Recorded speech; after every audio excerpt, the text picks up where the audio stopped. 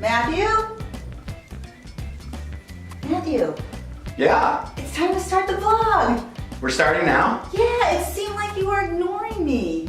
Oh, I was just looking at my phone. I could not hear you at all. Surprisingly, according to recent research, Matthew may not have heard me at all. He wasn't ignoring me, but due to something called perceptual load, he may not have even heard me.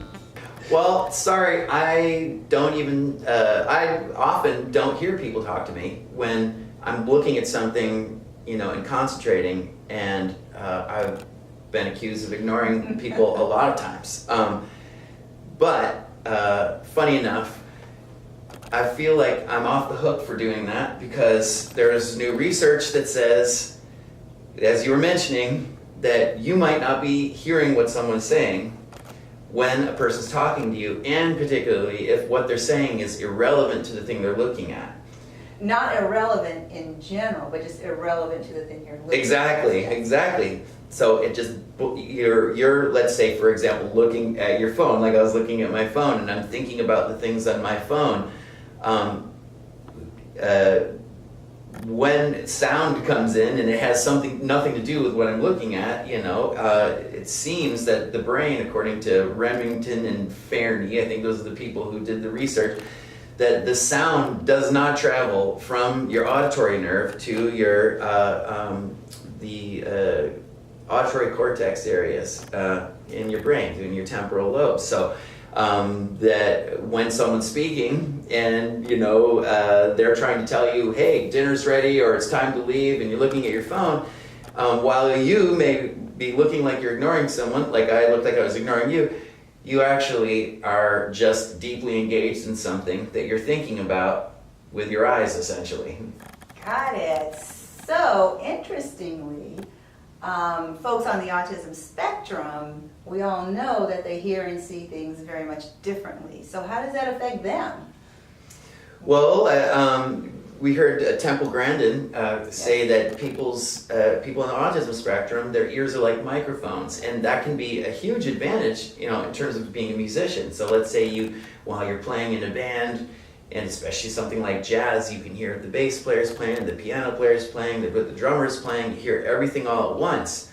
But if someone's trying to get your attention and you're hearing every single thing at the same volume, it might be very hard to kind of ferret out speech from all the other background noise that you're hearing.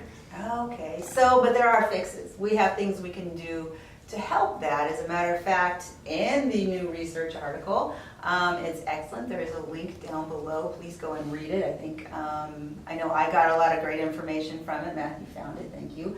Matthew's great at finding really nice research. But they also give ways to fix it, to help it. They not only explain that, yes, there is a problem, and we all have it to a certain degree. You saw Matthew and I act that out. People with autism, though, it's more than that. It really interferes with their ability to learn things. How do we fix that? There's a couple things we can do.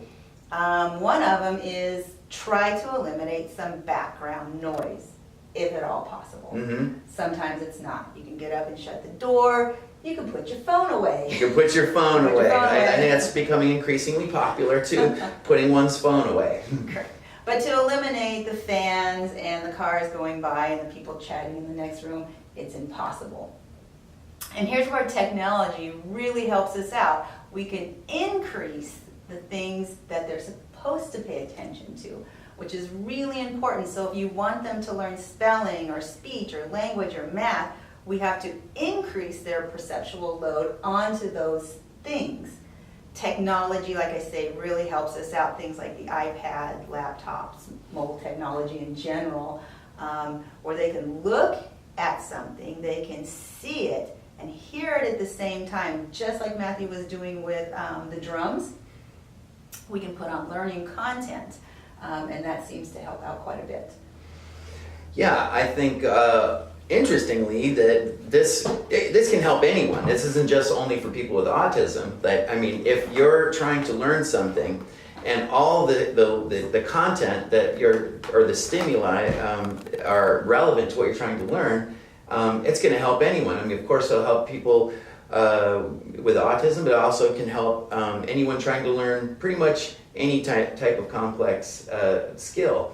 And so this is a kind of a universal fix for maybe a family member who seems to be apparently ignoring you. There are a whole bunch of tricks, like we're going to show in a second, about how to increase relevance to what the person's seeing and hearing. Actually, there's a term in what you hear a lot in communicative science is called signal to noise ratio, and so that can mean just the relevant stimuli versus irrelevant stimuli. So that could be visual stimuli or auditory stimuli. A lot of times we can experience a signal to noise ratio problem in a loud place. So if you try to talk to someone in a loud room, it's very hard to hear what one person is saying. Correct. So we're going to do a little example of that. We're going to raise up some background noise so that you can all hear what it might sound like for a person who has autism to be in a room. So we're going to raise that up, and I'm going to keep talking, and I'm going to tell Matthew a message. He may not be able to hear that because of all the background noise, so I'm going to help him out a little bit. I hope you will. So now he has the words, the face, and the written meaning along with the face. It's just that simple to increase his perceptual load onto the message I want him to hear. Again, I'm going to show some technology that does a great job of increasing perceptual load. Mobile technology, we know that kids on the spectrum take to this like fish takes to water. You can put on, they're not only watching YouTube videos, but you can put on relevant learning materials. Matthew and I found these great things. They're called bone conduction headphones, bone phones for short. They sit, I'm going to put it on Matthew's head because he doesn't have the hair. Here, I'm going to do this.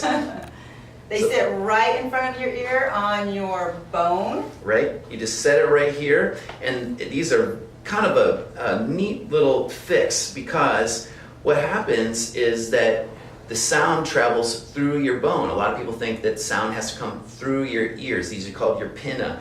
But instead of this going directly into your ears and your eardrum or your tympanic membrane getting activated, and then the bones sending the message into your oval window and then onto your cochlea, what this does is skips that and then it stimulates the cochlea. So the sound goes into your cochlea through your bone. And so in a lot of ways, it's not quite as intense. I mean, you can turn these up and, it can hurt your ears too, but it's not quite the same sensation as putting, earbuds in, which a number of people may not like, either neurotypical or people on the autism spectrum as well. So this gives you a little bit of tactile feedback when you turn it on as well. Yeah, it's great because there's a little bit of vibration right at the, where it touches your skin. And I found all my kids love it. I even love it, and they like to wear them.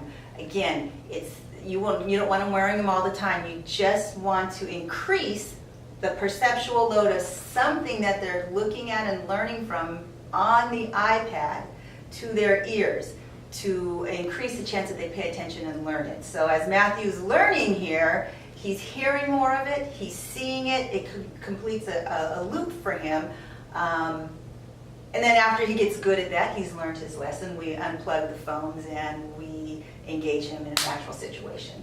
And so the neat thing is I can hear this while she's talking. So I don't just have earbuds in where I'm kind of, again, back to my zoning out into the tablet world. Correct. But I can be looking at this and hearing what Jeannie is saying, and then also hearing the sound coming in from the bone conduction headphones. So these are a really neat compromise that can help increase signal to noise ratio. So you can hear let's say you have a loud background sounds in maybe a classroom, for instance, but you can put these on and the sound of the iPad or tablet will be loud enough for a person to hear, but not so loud as to possibly hurt their ears or possibly damage hearing.